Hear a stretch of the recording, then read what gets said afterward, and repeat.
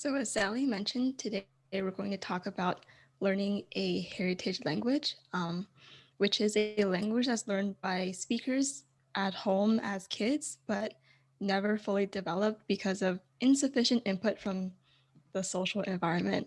So, Sally and I are heritage speakers. I think English was my second language. I don't know about Sally if they were kind of concurrent, but either way, we are both heritage learners, and Ming is also learning Chinese right now. So I guess let's start there because I think Sally and Ming both went to Chinese school. So how did you first get into the class? And what was it like?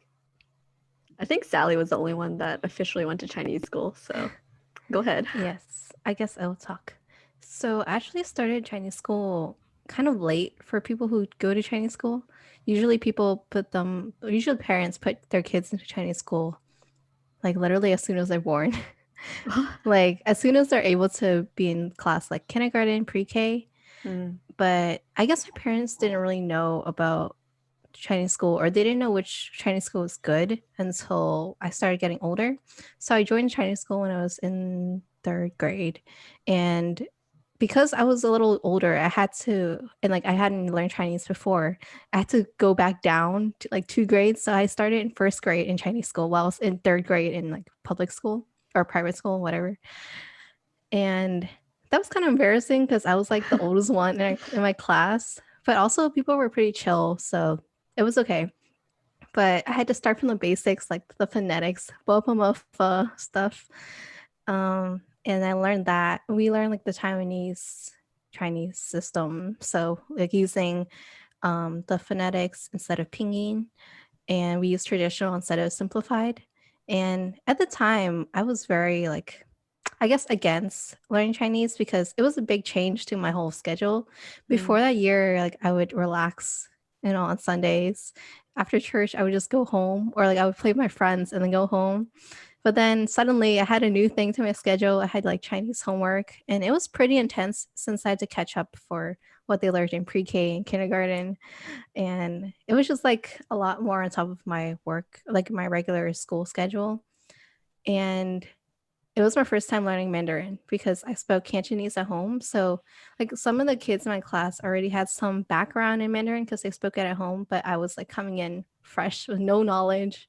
So, I felt a little bit, I guess, intimidated by that. And yeah, I guess through my parents, like, support and telling me to stay in school, I eventually finished Chinese school and graduated. I ended up skipping some grades at the end because we didn't have enough people in our classes. So then I graduated on time. Like I graduated 12th grade at the same time as graduating 12th grade in American school. So it all worked out. Wait, maybe you can give a little bit more background because I know we may have talked about this. We definitely talked about this off the podcast, but when I hear your story, I have like maybe two, maybe three like initial questions. The first one being your family speaks Cantonese at home, so why were you learning Mandarin, I guess? Okay. And is Mandarin wait, I'm gonna just list out my questions. One at a Okay, time. fine. Okay. Fine. So why I learned Mandarin is because it is the dominant language spoken by most Chinese people. And as a speaker of the non-dominant language, most people have to learn the dominant language in order to communicate with more people, I guess. My parents just thought it would be more useful for me to learn Mandarin, which they were right. Like going to Taiwan, if I didn't know Mandarin, I would be so screwed. But also, I think it's easier to learn Mandarin when you're learning the written language because what you say in Mandarin is more close to what you write. But in Cantonese, we have so many colloquial terms that you wouldn't write out when you're writing Chinese. So it would be more confusing. Also, Cantonese is just a harder language to learn. Like, I still don't know Cantonese. Is it true it has more tones than Yeah, Mandarin? I think it has 9 tones, but I don't even know what the tones are. I just say Girl, I'm what struggling I like with 4. Yeah. Okay, my other question then was, okay, if you're learning Mandarin, why did you go to a Taiwanese school Okay, and not? well, that has to do with, Well, first off, I think my parents wanted me to learn traditional words rather than simplified because, traditional is superior. Like, traditional because the words can show the root of the meaning, like the root meaning of the word, and it just has more information that helps you remember the word, and it like makes the character makes more sense.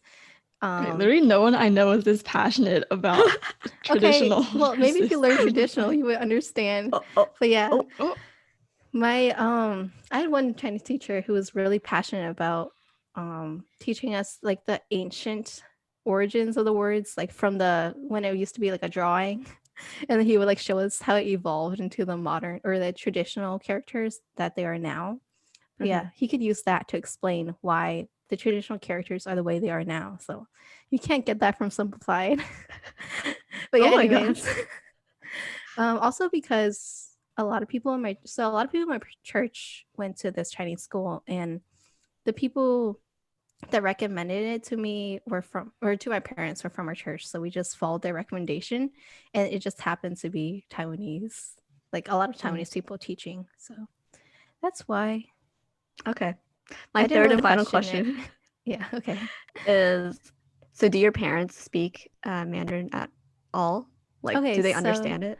My dad speaks Mandarin because he grew up in China, in southern China. So they had to learn Mandarin in school, but they spoke like Cantonese like throughout with their family and like with friends, I guess.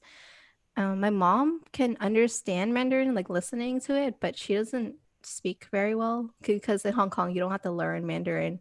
You just learn like Chinese, like Hong Kong Cantonese, and then I think they learn English in school because she went to a private school. I don't know. But yeah, the education that you like grew up with, I guess really like it changes depending on where you're from, I guess. Yeah. Maybe that's what Linda can get into more because like you said, Linda, you didn't go to a Chinese school at all, right? So do you want to tell your story? And maybe I can ask you more questions. My story? I don't think there is a story. I just never went. But my mom is a Chinese teacher though, at Chinese and calligraphy. So I think I like passively learn stuff. I think I said I didn't want to go and they just never made me go. But surprised that your mom didn't make you go even though she's a Chinese teacher. Yeah. You know, I really don't remember. I think I was used to getting my way as a child. So you still your way. I think I threw it. What? I might have thrown some tantrums at 5 years old about Chinese school. But also because I think there weren't a lot of like Chinese schools available where we were. And you had to like, there was a lot of like logistical things, like you had to drive there and then like pick up the kids. And like the timing is like usually on a weekend or is like when people are busy. So my mom figured she would just like teach me at home or do like stuff together because we would read and we would watch media and things like that. So I think my speaking is still pretty good, but I'm like pretty much completely illiterate. But I think that's survivable. Do you ever wish you went to Chinese school or had some type of more formal education? I feel like kind of, yeah, but since I don't think I'm gonna invest that much effort into learning to read or write, but I can invest effort into like practicing speaking more and talking to other people because I feel like if you speak as well as a native speaker, that would be good enough for me because I can watch shows and understand them, or I can talk to I guess fobs, or when I go back I can communicate and like hopefully make friends there. I think that's good enough. Yeah, that makes sense. When I was younger, I used to go to like adoption like meetups, I guess, like with people from my same orphanage, I think. This was when I was very young, so I have very faint memories of it, but I remember this one girl's name only because the whole time we were there, she was bragging about how she got to go to Chinese school. Her name was Waverly, and she was talking about how like on Saturdays she would go to Chinese school, and she showed us. I think she actually pulled out her homework and was like showing us.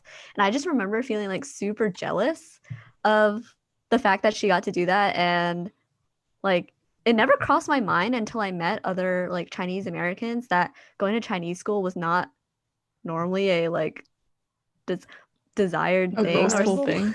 Yeah, or like something like most of the time when I hear about it, it's like people complaining about it or be like, oh yeah, I went to piano classes and then Chinese school, like that sort of thing. But in my mindset before that, I was like, wow, like to go to Chinese school, that'd be really cool. I mean, did So you yeah. ever ask your mom to go to Chinese school, or did she feel some type of way about going? I don't remember ever asking her when I was younger. I think it was just like not, I don't know. I feel like when you're little, You just no little expected her kid, to yeah, like like asks to be enrolled in something. It kind of just like your parents do it or don't.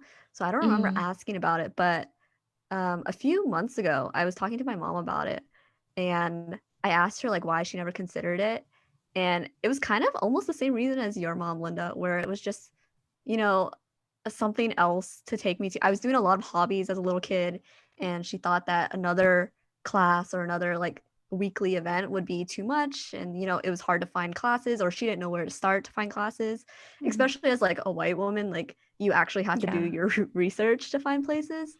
So it was just like not something that she thought I would want to do enough to prioritize it, I guess. And then I told her like, oh, I kind of wish I did, but now I'm an adult, so it's up to me. Mm.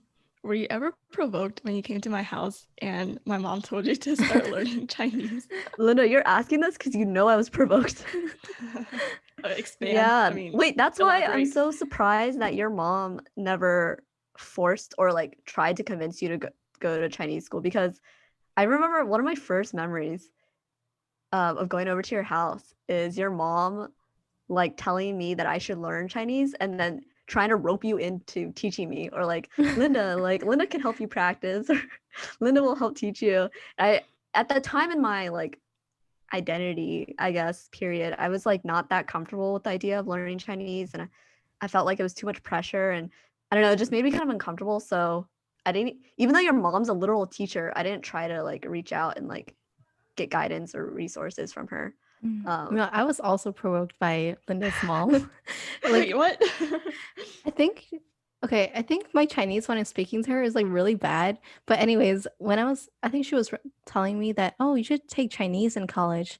And then I remember I took like a Chinese placement test a while back, in like the summer before I started college. And I got into like one of the highest levels, but then she was like, oh, you should Oh. start from the 100 level class. Wait, did she say why? No, she was like, oh, I think you would be good for the 100 level or like 200. I don't know, but like one of the lower levels. And I was like, I think one of oh. the reasons might be that she was teaching it. Okay, she has like that hustler mentality, so she's like always trying to lure people into her class, and she tells me to like tell my friends to go to her class, whatever. I'm like, okay, mom, but obviously I never do. But also like she just does that. Like whenever racists yell at us, they're like ni hao, whatever, and then she's like, actually, you should pronounce it this way, and um, she like doesn't even react to like the racism. She's like teaching them all of a sudden. I'm like, what? An is unbothered happening? queen. Honestly, that's such a great mentality for her. But yeah, I don't know. I guess we all had pretty different experiences in terms of like at the very beginning of starting to learn the language. You were either like taken there or like not taken there. But when you got older, maybe, I don't know, did you guys have friends growing up who did? Obviously, Sally did, who went to Chinese school. But like Linda, when you were growing up, did you ever feel like, oh shoot, maybe I do want to go? Or maybe like when in your mind did you realize maybe I should like learn a little bit more? Or, like, I guess that comes along with engaging with your culture more, activating the diaspora, as like you like to say.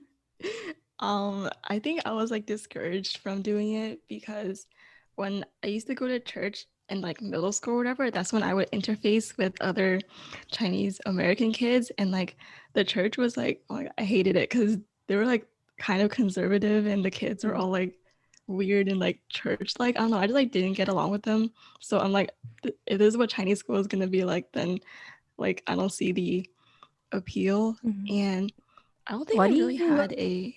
Huh? why do you associate the church with Chinese school? I mean, Oh, technically it they're was a two Chinese separate things. church. But this Chinese school was in your church? There's some that are like connected. Like Mm-hmm. I don't know if yours was, but they No, would go mine to was church and then the separate. kids would.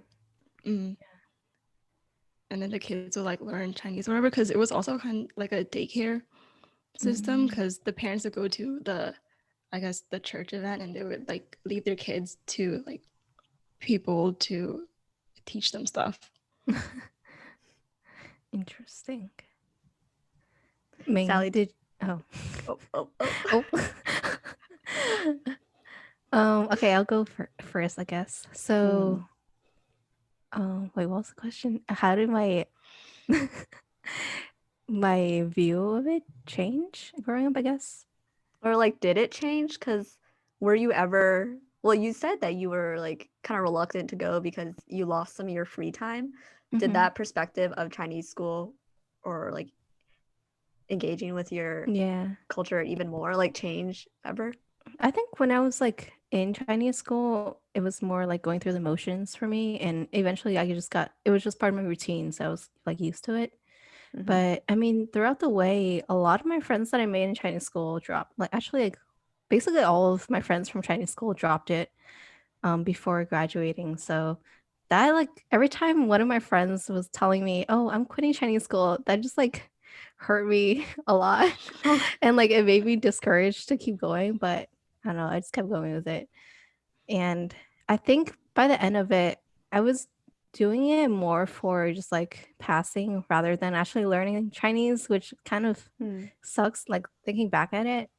But I think I did, like, in the end, I did get like gain a lot from it. And I was able to read signs when in Taiwan, which Yeah, you were like so I helpful. can I can only attribute that to my Chinese school experience. So You were also there for a long time, like from third grade to 12th yeah. grade. That's Mhm. like 8 Wait, years or okay. something. Maybe we should talk about that for people who don't know at all about Chinese school because like me, I had no idea that Chinese school was not just like a I don't know what I thought it was. I thought it was not casual, but I thought it was just oh, you like go and you're like almost tutored kind of on the weekends and you like learn Chinese. I didn't realize it's like an actual like school system where you have grades and like you graduate at the end and it's supposed to be like correlate to your high school like English high school Yeah. experience. I didn't realize it was so structured in that way. Well, I think it So depends on the Chinese oh, okay. school because there are some Chinese schools that are less structured that I've heard stories about. And there's even like Cantonese schools that I've heard some of my friends going to, but I don't know why my parents didn't bring me to those schools. I think also some of those schools weren't as like intensive as mine. I think mine, like relatively, mine was pretty intensive for Chinese school, which is why a lot of people dropped or moved to a different Chinese school. Because it was very intensive because we had quizzes or not quizzes, tests every week, and we had to memorize new characters every week. We like every year we had to do a poem like memorization contest thing. It wasn't really a contest; you just had to memorize poems. But and then eventually like it turned into like writing out the whole poems. So by the end of like when I was graduating, I had to memorize it was like 30 poems and like write it out. Why And poems? Oh no. because it's the culture, you know, the Oh, is Chinese. it like the Tang Shi or something? Yeah, 唐诗.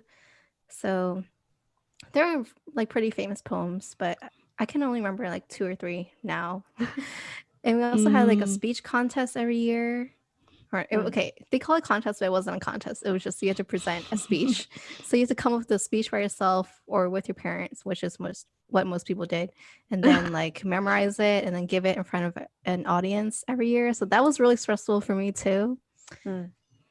But So, yeah, was it common or is it common for people to drop out of Chinese school? Like, because sometimes I hear people, I grew up with several hobbies of like ice skating and stuff like that. And eventually, I dropped it. I got too busy with Mhm. actual school or like I just Yeah. fell out of interest. But is Chinese school like something that you're committed to? Like, No, I mean like for me, yeah, but for No. most people it wasn't.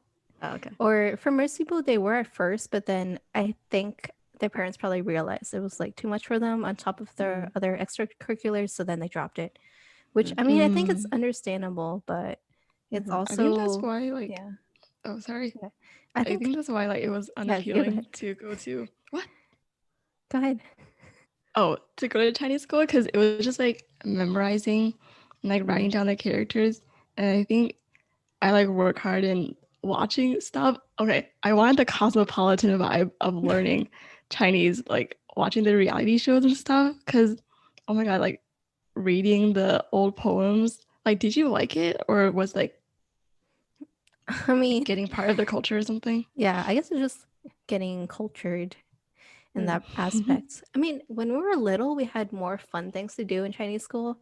When our Chinese school was blooming with business, we had like calligraphy lessons every once in a while. Like we had some Cool. cultural like fun activities to do, like calligraphy. We did like I don't know.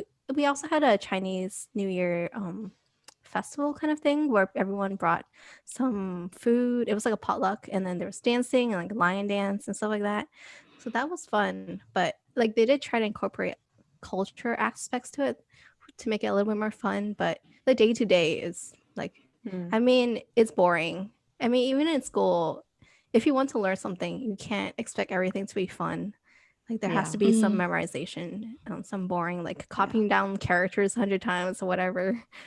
mm. Yeah. Oh, Sally. So when my mom was doing Tai Chi, that had like a Chinese school attached to it. So it was like a huge gym Wait, and it's split into four sections. And like they would be doing Oh. Chinese school in the corner and they would be doing Tai Chi in another corner. And the other half of the gym was people playing okay, yeah. racquetball. Like, I don't. It's not my Chinese school because we're not That split into sounds four so sections. distracting. But there was people doing Tai Chi in front of our Chinese school sometimes.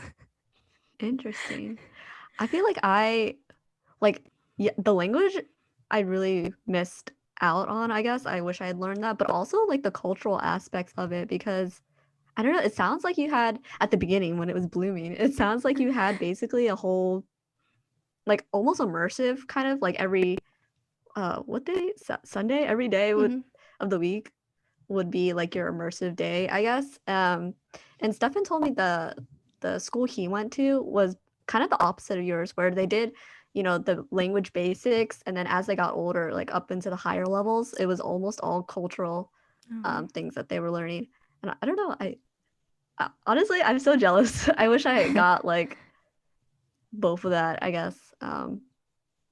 But yeah, I mean, maybe we could talk more about what it was like once you, I don't know, started like really getting into like American school or like, when you start having like after school Yeah, extracurriculars like high and school. hobbies. Yeah, high school especially. It's kind of when you find your social group, I guess, or when it's not just go home, go to school, that sort of thing. What was it like, I guess, to go to Chinese school? And then also like for you, Linda, um, you didn't have Chinese school, but maybe we can talk about code switching and was it difficult, like having to speak two different languages basically in different environments? That's a lot, but Okay, I guess I'll go first. Into high school, I guess I didn't really do that many extracurriculars, so it was like I would learn to be more efficient with my time regarding Chinese school. Like I would not do anything for most of the week for it, and then I would just cram on Saturdays for the test and like do all my homework on Saturdays. So I was in that way, I guess I was efficient with my time. Although like I would forget everything after the test on Sunday, but that's mm, another thing. yeah. That's what I did for all my classes. So I don't know, I was used to it. But what about you, Linda? Did you have I don't know changes in high school? I had no changes in high school. I mean, that's when the Produce 101 season 2 came out, I think, and that was Yeah. the that was the Chinese version. I think that did ignite um another form of like motivation because they were like kids our age or like around our age, and so they were talking about like modern topics. So and it was like motivating to watch because it was an easy transition from watching K-pop to watching this show, and I think that came out in junior year or senior year. Mhm. Is that So when you started like getting more into watching Chinese popular culture stuff? Yeah. Or I think it's because like when you get old enough, you learn how to like search things up Yeah, and to true. find things on your own without like going to your mom and like Hmm. needing her to read stuff out loud to you or needing her to like look at my WeChat and like find stuff. Mhm. So you're like more independent in looking for media, I guess. Yeah. Did you like growing up, did you have a source that you watched with your parents for Chinese media? Like for me, we had DirecTV, which gave us like Wait, the we also had TV. direct TV. Yeah, it like linked us up to the TV channels in Hong Kong, like TVB.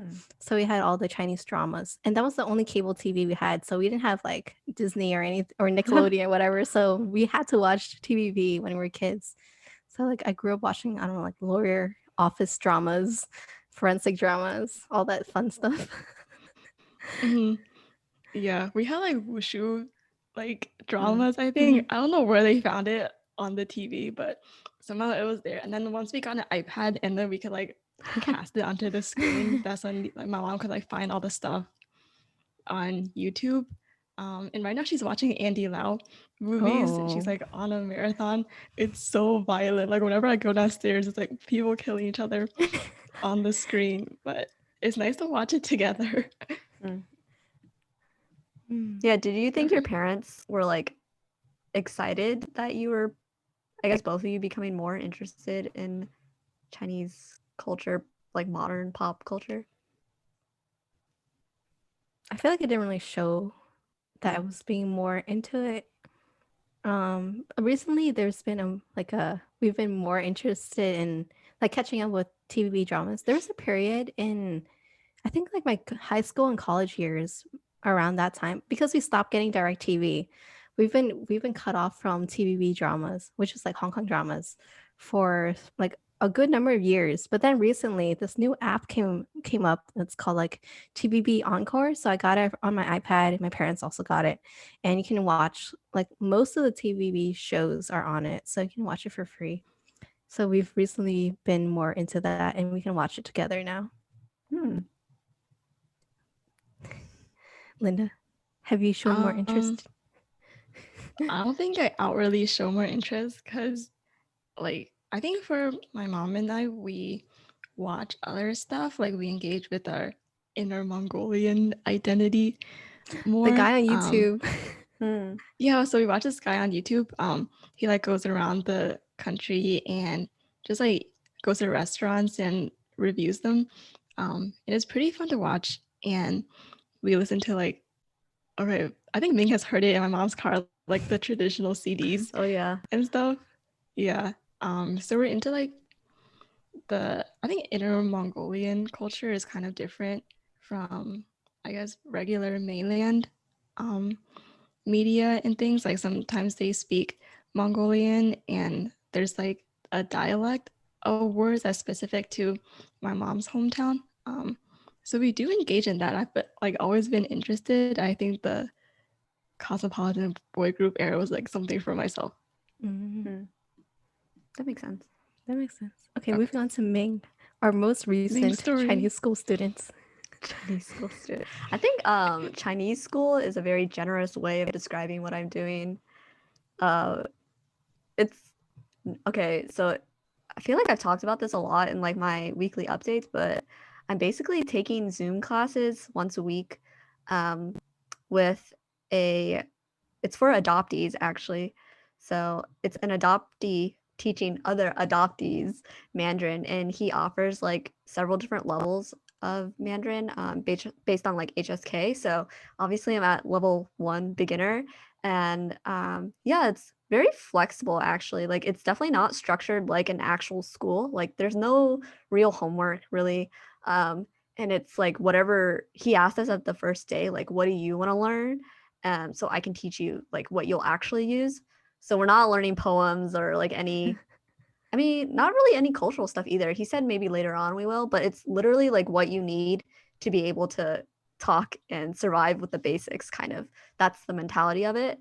So we're not even learning how to write or read, which I have mixed feelings about that, but it's all verbal and we're using like pinyin. So not even like the Bopomofos. So I don't know. It's like a very condensed version, but it's the first time where I felt comfortable enough to actually like really dive into learning, because I feel like I've had like a mental block towards learning Chinese specifically, like not even other cultural stuff, but like the language specifically seems so intimidating. And I don't know, I have like several kind of like emotional baggages of that. So what changed it for you? Like what spurred you on to learn Chinese I or guess to several take class? things. I don't know, I've been like, especially in high school, it really started where I would like, oh, I'd like look up a few words in Chinese and like try to remember them. Or sometimes I had Duolingo, the app, and I would like get into it for a few months and then like, drop it when I got too busy with school and stuff like that. So I think the reason why I'm really ready to, I don't know, fully try to learn, like put in my best effort is a variety of reasons. I guess going to Taiwan was like the first like kick in my butt because we can talk about this later, but going to Taiwan, not speaking Mandarin and going with other Asian American like Mandarin speaking people is like kind of a complicated experience. I've talked about this before, but like I felt like so, well, I told Sally and Linda I felt kind of like their little pet. Like when you guys would talk with people there, I would just kind of like stand in the corner and sometimes someone would translate for me, but I didn't feel like it was your responsibility to. So most of the time I would just kind of like browse the shelves while you guys were talking to the shop owner or something like that. So I think coming back from that, I realized that like I would like to learn a little bit more. And I don't know, like this whole burden was like, oh, you're like already 22, it's gonna be so hard to learn a language. Like you sucked at learning Spanish and Latin, so like Chinese is apparently way harder, and you're already this old. But then I don't know what happened. Maybe it was the pandemic being like, you're only 22, because then I was thinking like I'm only 22, like I have the rest of my life to be practicing this language. And then I guess dating someone who's willing to teach me or like be helpful, like Stefan, I don't feel like I'm burdening him by asking him some questions. So I don't know. I feel like all that combined with the fact that these classes are online and free and taught by other adoptees who understand that experience was like the perfect storm to being like, I might as well try it. So I'm not saying, I don't know if I'll like, I don't know how long these classes go for and like who knows how much I'll actually learn from it, but it is a start, I guess. Yeah, it's always the hardest that to makes take the sense. first step, I guess. Yes, very A wise. proverb. I mean, you gotta learn enough to pass it on to your child later. Yeah, that's, I don't know. You have to learn enough to know when people are talking shit about you. How would you know? Okay, you can tell based on tone because I remember in Taiwan, I feel like you were talking to like some shop owner and I felt like I was being pitied in that moment because you guys kept looking at me and then like I don't know, Stefan later on said like that she was asking why I wasn't speaking and like they were saying like, oh, she doesn't speak, and then it felt kind of like a pitying kind of circumstance. So yeah, it would have, I kind of knew what was happening, but like not obviously not the actual words.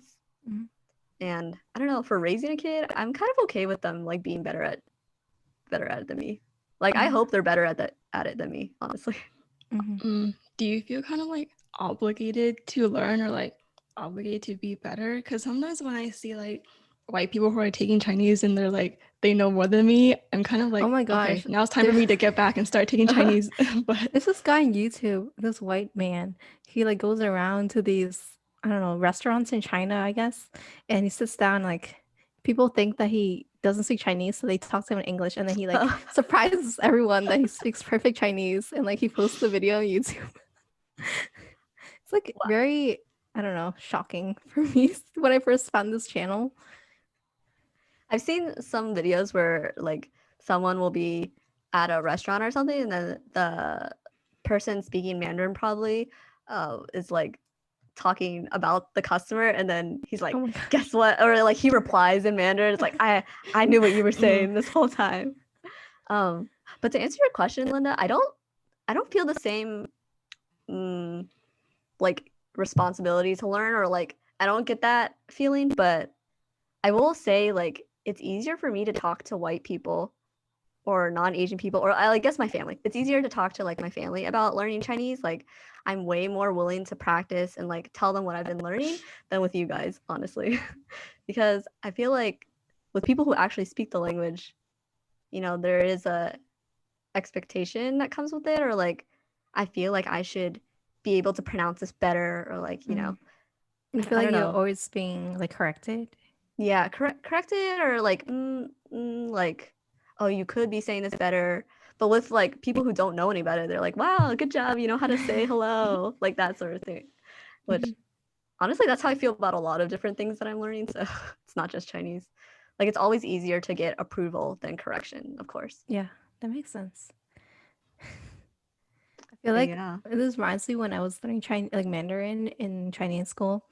Like I would go home and say my speech to my mom or whatever, and she'd be like, "Yeah, that sounds great," because she doesn't really know like what the correct tones in Mandarin are supposed to be. And then I'll go back and say it to my Chinese teacher, and he'd be like, "This tone is wrong. You say that's wrong. This is wrong." And I'll come back to my mom. She'd be like, "What happened?" Mm, Wow. yeah. Mm, Wait, go ahead, Linda. oh my god, what was I gonna say? I guess going back to the comparison part, like, do you feel like heritage speakers automatically have like an advantage for learning the language? I guess like neurologically, when you're a developing baby, like when your parents talk to you, that's when your like neurons are growing at a rapid pace and you're like ingesting the information more. But if you look at that white guy who can speak perfect Chinese or whatever, like, is it ever going to be the same? Because culture is so closely tied to language. There's gonna be so much stuff that that dude doesn't get. Yeah. But I think we're kind of like at a spectrum because Ming, you're like part of the culture now, but you're also not a heritage Oh. speaker. So Yeah. Yeah, that's what I was thinking of when you were saying that. I was thinking back to the conversation we had a few episodes ago where Sally was talking about how her significant other, if they didn't grow up learning like Mandarin or Cantonese, wouldn't get the inside jokes. And I think that's a really like big difference between someone who's a heritage speaker or has spoken a heritage language, like grown up with it or hearing it, versus someone who learns it in like a scholarly academic setting. Like academic speaking versus like colloquial speaking in any language is so different. And so, yeah, I feel like there's an inherent advantage because you're young and you can pick it up easier, but also because you're like growing up with the culture. So it's not just like I feel like sometimes that something that's thrown me off from learning in an academic setting is that it seems so sterile, especially like when I'm paying for, maybe if I were to pay for college classes, it'd be like, I want to learn about the culture and learn more, just like connect with that identity part of it. But it's literally just like going over like vocabulary. So it's like not the same in my view. Yeah. Yeah, I agree. I think like definitely being a heritage speaker, language speaker, gives you an advantage over someone who's not. But I don't think like I think that even though you're not a heritage speaker, I think there you can always like catch up because I mean I feel like being a heritage speaker after after your maturation, you're kind of like at a level like you're just like a flat line. You're not like growing or anything because you're probably just using the language with your family. You're not like really engaging with like you're not learning new things. You're just like flat. But then if you're like actively learning, then at some point you'll surpass or you'll like get to or maybe even surpass like a heritage speaker. That's a good point. I think like one barrier on the other side of that of like entering the speaking or like learning Chinese at maturation level is that you miss out on I guess the language that you hear as a kid because the stories that they tell young kids in Chinese, like as an adult, you're not going to be able to hear those. And like the stuff that they give you, like if they give you like homeball or something when you're a kid, like you're not going to be able to learn that language when you're an adult. And then I'm just thinking like once you have a kid, you're not going to know how to talk to a kid in Chinese, because there's like the baby talk that you do that I remember because my mom talks like that to me. But I guess I the did other not have side of baby that is talk like, growing up. huh? I did not have any baby talk growing up. Okay, you were like at maturation since birth. No. Yeah, I think get what you mean. I think it's also interesting, like as I guess second gen Asian Americans, a lot of people grow up learning, their Asian language as their first language. Like I have a friend who learned Cantonese as her first language, but then as she grew older, I guess going into American school, she kind of like she didn't really use that language anymore, and people kind of like at some point they switched to just speaking English to their parents. And then she was telling me one time, like looking back at her baby videos, she was surprised that like as a baby she was speaking better Cantonese than she was like now as an adult. Just like it's like you're going backwards in terms of language sometimes. Yeah. It also goes back to the point where you were saying that at a certain point you do reach a threshold of like what you can learn, because when you're speaking with your family or in the same situations, I feel like this is true. Don't quote me on this, but I think like the human brain can only contain so many different like words or vocabulary. So of course it's going to be the most common ones that you're using that you remember. So like other stuff you forget. So I mean that kind of connects to what you were saying, where at some point a lot of like second gen people like will switch their language where like English becomes more prominent and like easily accessible in their brain for them, especially if you're going to like an English speaking school or if your parents speak to you in English. Like I always found it very interesting when I would go to my different friends, like Chinese American friends' houses, because they interact with their parents in such different ways. Like each household is so unique, even amongst you two. But like some of my other friends, like his parents will speak to him in English, and he'll like speak back in English, but he'll text in Chinese just because he wants to be able to like remember how to use characters and stuff I've like never that. heard of that. Yeah, it's like he did it intentionally as like I'm intentionally gonna try to remember how to text, but his parents still speak to him in English. And then there's all sorts of like different like combinations, or where like parents will speak in fully like Chinese or in Chinglish or whatever. So I don't know, it's very interesting, and I think it shapes how you end up engaging with that language and then teaching your prodigy, your children. Linda, did you have Sally, I don't know. did you have a rule growing up that you could only speak Chinese in your household, or it was just something that you just spoke back in Chinese automatically without thinking about it? Okay, I think this is where things started to go downhill for me, because they would speak to me in Mandarin and I would respond in English. I think that's where like the neurons are missing each I other, feel like because most you're people not are like like that though. Like most synthesizing. second gen. It's easier to respond in English, but even though if you can understand everything that's happening, like just like pull all the words in your brain and string a sentence together is like the hardest part. I mean, I did try, like it was like encouraged. It wasn't like a total rule. But I think doing Chinglish helps at least some parts, because you're at least putting some words in the sentence, and like your sentence structure may not be the best, but at least all the words are in there. Yeah. Sally, what about you? Yeah, I think for me, my parents, like the same way, they try to encourage us to speak Chinese in the house. And I try my best to only reply in Chinese. Like, especially now, I guess I feel like I'm getting a little better in my Cantonese now that I've been living at home since junior year. So, but there was definitely a time where I saw my Chinese like getting worse when I wasn't living at home. But I think it also depends on what order of birth you're in. Like for me, I'm the older Oh, yeah. sibling, and my sister, because she's younger, I guess she talks because she has more time talking to me in English. She also speaks English more to my parents at home, and she has a harder time like thinking of the Chinese words when she's trying to reply to people in Chinese. Whereas I think me, when I was just an only child, I had more experience talking in Chinese to my parents. So I had no one that's a to good distract point. me. Yeah. That's how it is with my brother too, because I think when we were little, like we could only talk to our parents in Chinese, but now like my brother has a choice to talk to me in English since he was born. So Yeah. Is it dang, just me, or good is it like point. weird to talk to your sibling in Chinese? Because I never talk to my sister in Chinese. It's just weird. Yeah, it is weird, but sometimes like some words like only we would know, I guess. That's Like I'd true. say, Yeah. Leo, pass me the shanjia here. Yeah. And then he Yeah. would Okay. um Do you want to move on to our experience? We teased about this a little bit. Let's talk more about our experience traveling to Taiwan, which is a Chinese speaking country. Or is it a country? Let's just say it's a country. Yeah. Let's not get into that.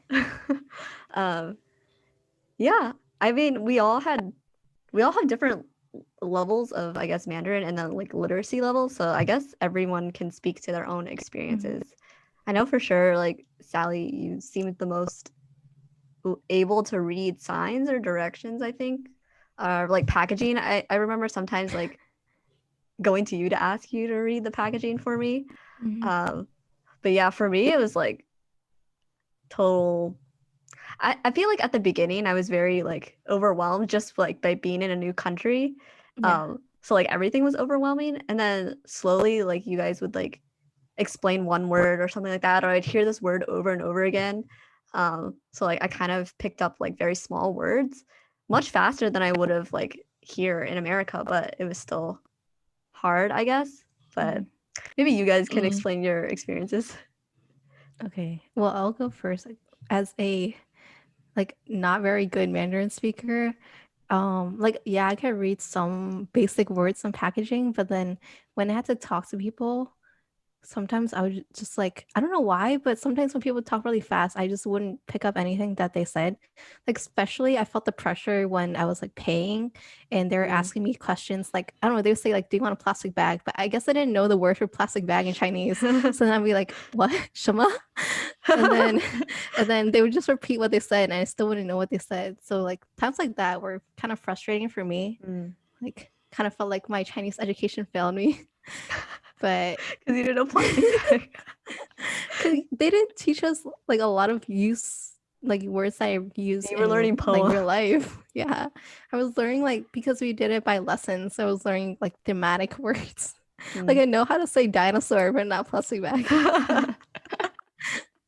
But yeah, what about you, Linda? I think because I learned like standard dialect Mandarin at home, sometimes the Taiwanese accent would throw me off and they would like talk really fast. And I remember Sally and I would like do an interaction and then it'll be over and then we were like, what did they say? Like we were just handing stuff over and like pointing and handing stuff back.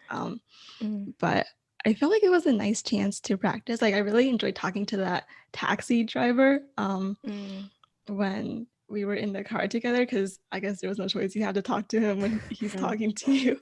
So that was really nice. Also talking to the tattoo artist because it was like a sustained conversation. I think the other times I talked in a sustained way was to Stefan's parents, and that was pretty easy because it was like low pressure. But it was nice to know that there's no other choice. Like you have to pull out everything you know to survival, like, make this happen. Yeah. But I wish I did know how to read. Yeah, that makes sense. I wanted to bring up a point that was kind of on my mind a lot. It's like being Asian American, especially like Chinese American in a Chinese speaking country, you could say. I guess people could tell that we were not natives, but maybe this was like my own internal like pressure, but I thought that because I appear Asian and like I'm obviously not a white tourist or not a white person, like I should be able to kind of pick up some of the words or be able to communicate. And especially, like I said at the beginning, being around you guys who can talk and engage in conversation, I felt like when I didn't participate or when I couldn't, then the person would be like, oh, like surprised or like kind of taken aback almost. So it felt like even like double the pressure. Because if I was just like a white tourist, I don't think I would care that I couldn't speak the language, or I wouldn't feel that pressure to be able, like the expectation wouldn't be there. So I'm wondering for you guys who can speak the language but still, did you ever feel like your language skills weren't up to the par of like what people were expecting, or I don't know. Yeah, definitely. Especially when it's like a like a fast exchange environment, then I would feel like I couldn't keep up. But if it was like with someone like tattoo artists, they knew we were foreigners. Like if it's from someone that wouldn't know right off the bat that you're a foreigner, then I would feel like a lot of pressure. But then if it's with like Stefan's parents or the tattoo artist who already knew before that we were like foreigners, then I feel like it was less of a burden to like be up to par with their standards. Yeah. Yeah, that makes Mhm. sense. I think another thing is that I have like a not like a Beijing accent, maybe sometimes, but definitely not what You have like a Taiwanese people mainland sound accent. like. Yeah, a mainland accent, not what Taiwanese people sound like when Mhm. they're talking in Mandarin. So I think that did stand out a bit. I was trying to like hide it and like camouflage, but obviously like it didn't work because the taxi driver was like, "What are you doing here?" Because I think during that time it was like around the election and people from the mainland like couldn't come over when we were Mm. there. So I did get some questions about that because my accent was so obvious, I guess.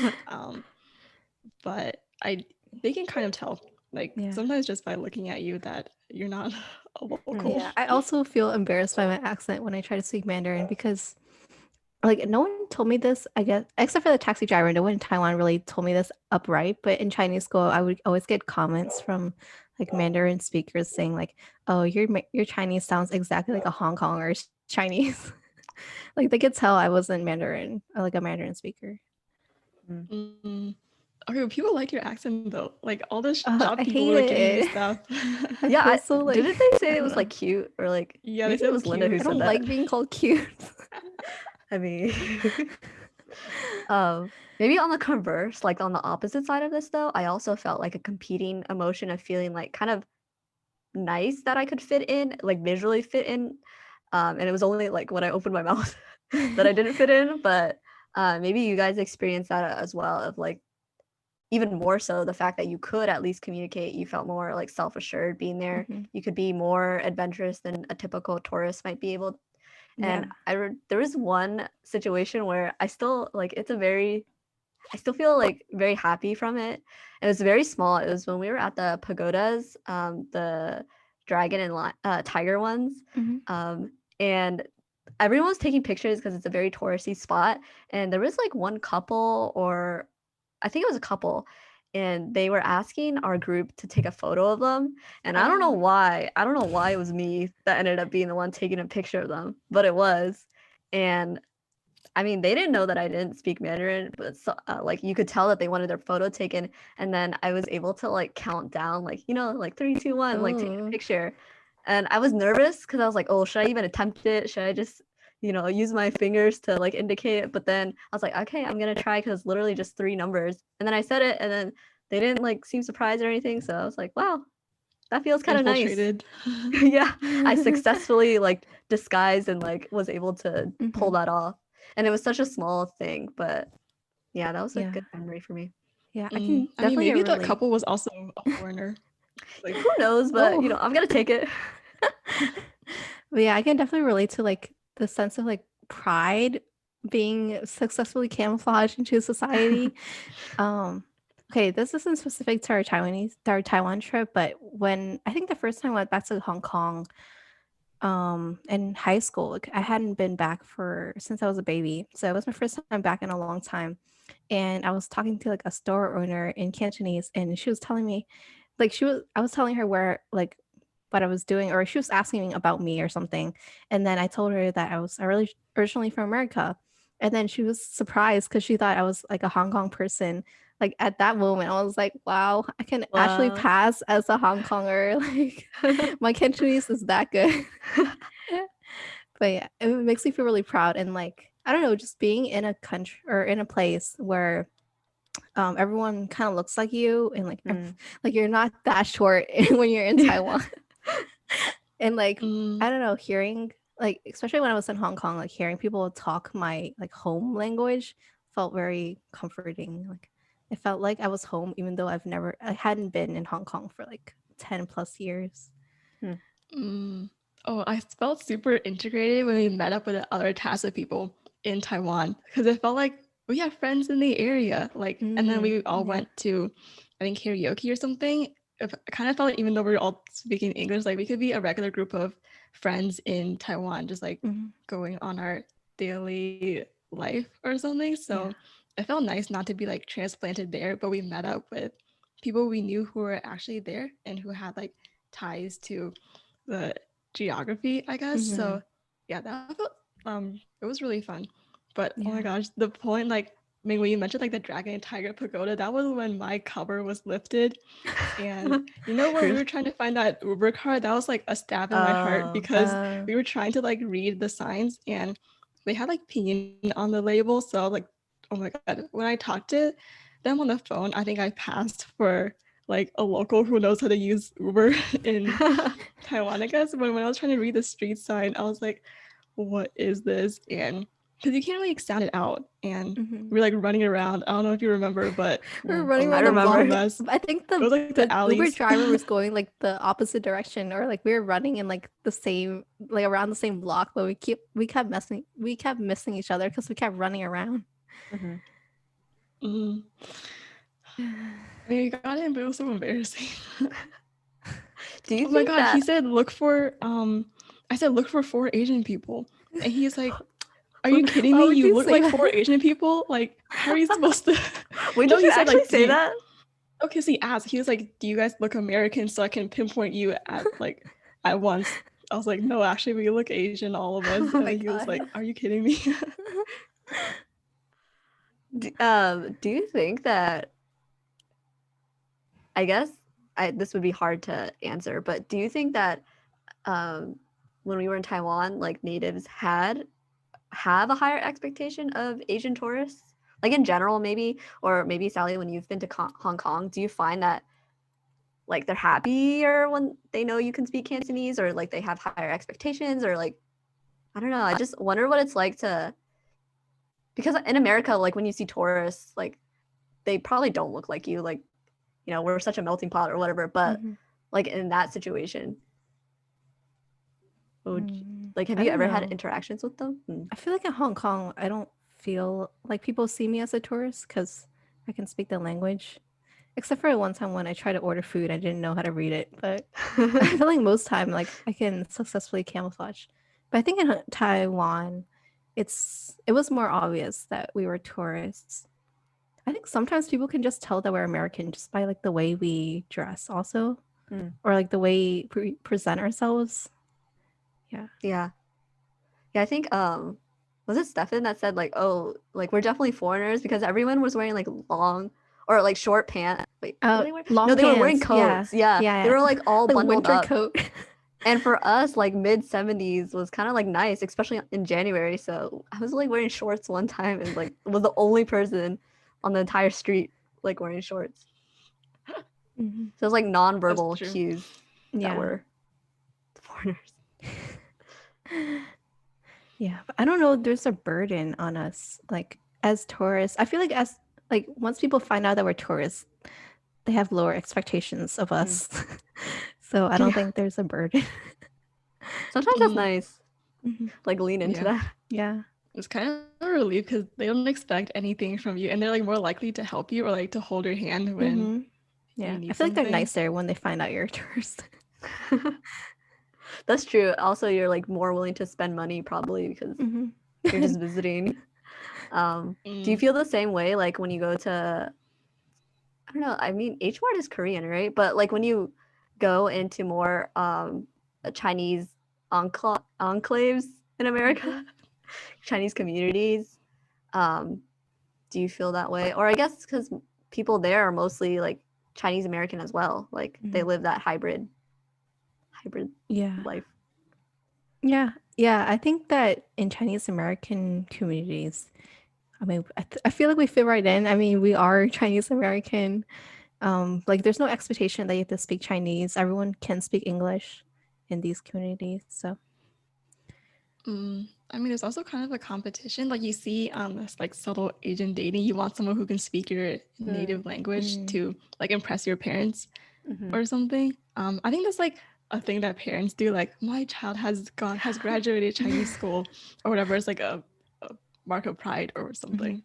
That's true. Yeah, like Sally or Linda, if you brought someone home who was Chinese American, would your I mean, I guess your parents would expect them to be able to speak at least Mandarin because it's the more like larger language spoken, but do you think they'd be like disappointed? I guess I don't know, maybe this is just my own internal like sadness because I don't feel a pressure when I go over to Stefan's house, but I think it's my own like, if only you could speak the language and then you could actually communicate with his mom. Mhm. I mean, it's not like the mom couldn't speak English. Like, Yeah, you guys she can can speak communicate fine. English. Yeah. That's true, but I feel like if I'm in their household, like I should be meeting them. That's how I felt like even going to your houses, like just as a friend, not as a significant other, but like going over to eat at your house or whatever. I always feel like I'm the guest or I'm the intruder, so like I shouldn't make people uncomfortable in their own homes. Mhm. But yeah, that'll take a lot more practice of my language skills.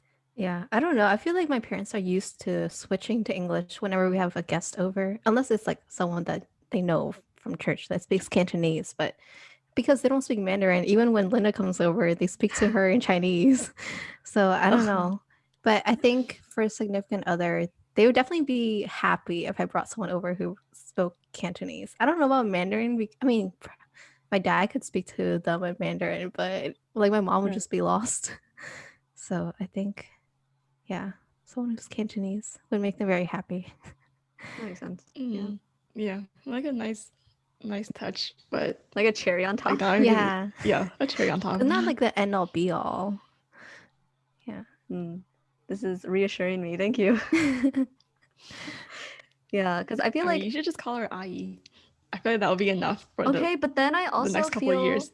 like I know how to say I like greet an older like I how like greet someone, but then I feel like is this a tease or maybe not a tease, but like is this like What? faking because I can't continue the conversation. Like that's probably all I could say. So should I? That's why like I've never greeted her like that because then I'm like I might as well just use English because that's what I'm going to use for the rest of the conversation. No, but it's the thought that counts. So you should say Mm. IE. Yeah. Okay. Also, like Chinese, I don't know about Stefan's parents because I don't know that well, but like Chinese people put a lot of weight into like the Perfect. thought, like present, like when you go over, a lot of people always like bring something over if you're going to someone's house. Like not that you have to bring it over every time, but like if once in a while you bring something over, especially like specifically for his mom, I think she'll be moved if she's like a normal Chinese person. Ooh. What? Did your exes ever do that? Or did you coach them to do that? No, Oh. it's just something I thought of like just now. But yeah, it's like Okay. it's like a thing. Like my parents, every time we go over to someone's house, they have to bring something to like show their sincerity or whatever.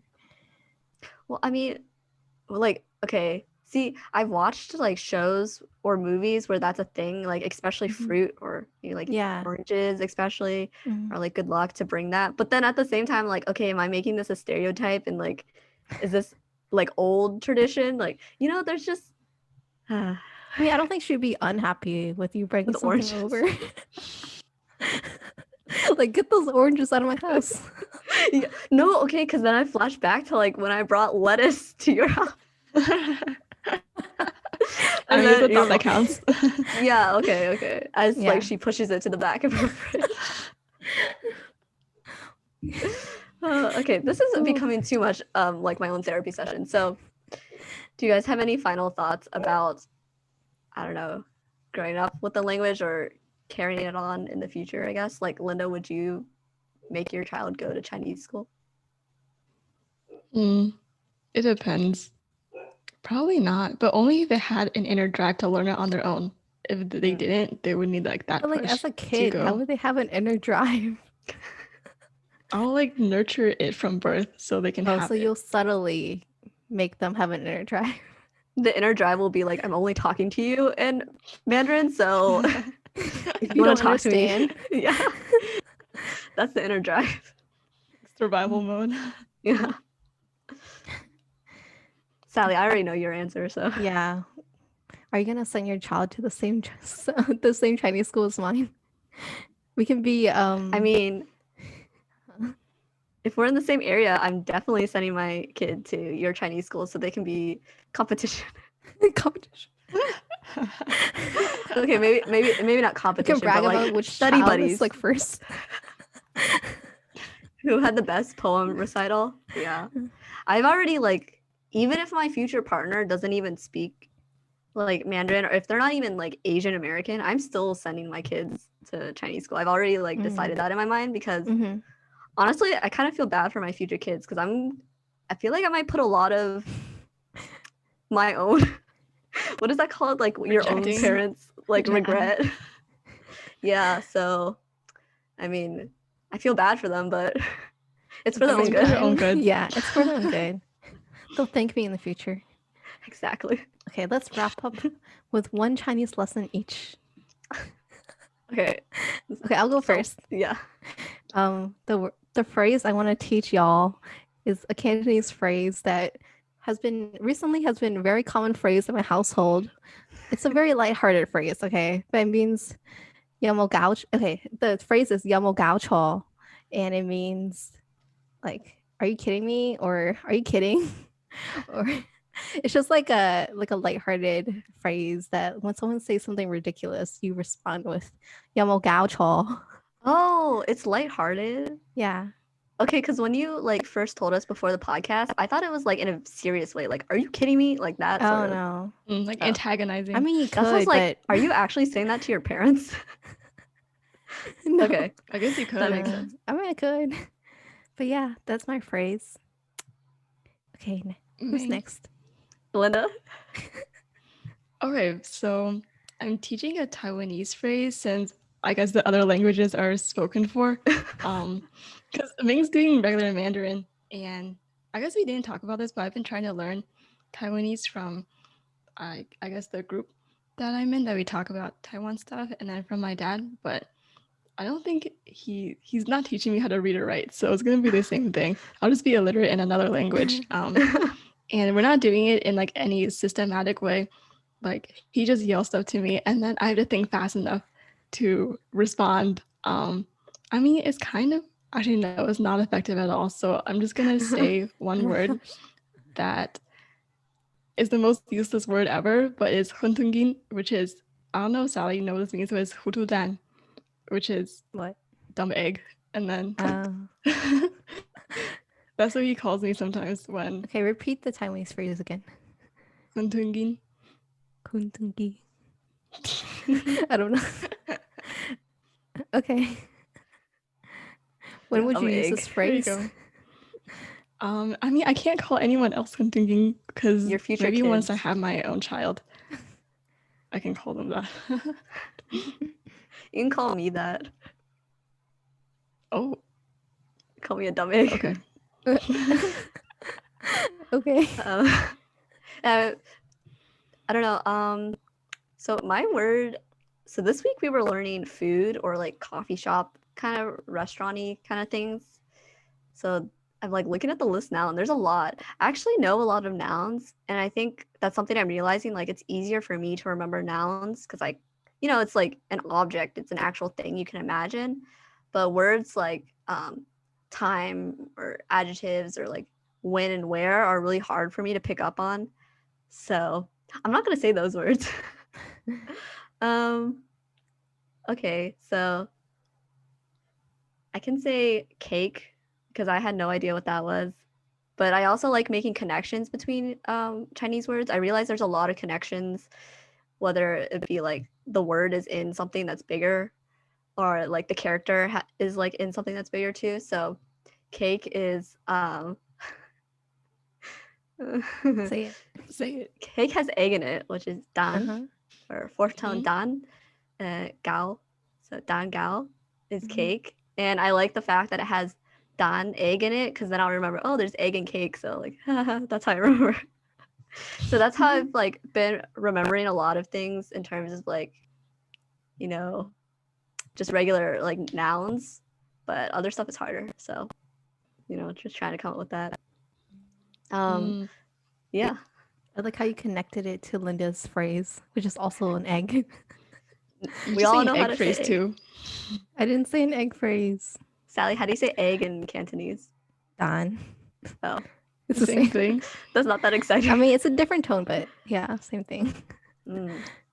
I can't imagine 9 tones. 4 is pushing it for me. So 9 is kind of wild, but now you all have learned how to say 3 phrases or words. Don't know what you're gonna do Congratulations. with this knowledge. All right, everyone, that concludes this week's episode. We talked about our heritage language for Sally and Linda, and then how we've progressed throughout our life, either like becoming more interested in the language or like being more willing, in my case, to learn it. And I think everyone is in a different place with their culture. If you're like a minority in America, as someone who kind of has to code switch at home and at school, everyone has a different experience, but I hope that you enjoyed hearing about our experiences. And we did have a surprising variety of experiences, actually. Like, no two people are the same. So maybe you guys have a different experience as well, but I hope you enjoyed this week's episode. And make sure to check out our website at movingalongpod.com, where you can find all of our episodes and show notes with links. If you like this episode, you can follow us on Instagram and subscribe on iTunes or Spotify. Until next time. Bye. Bye.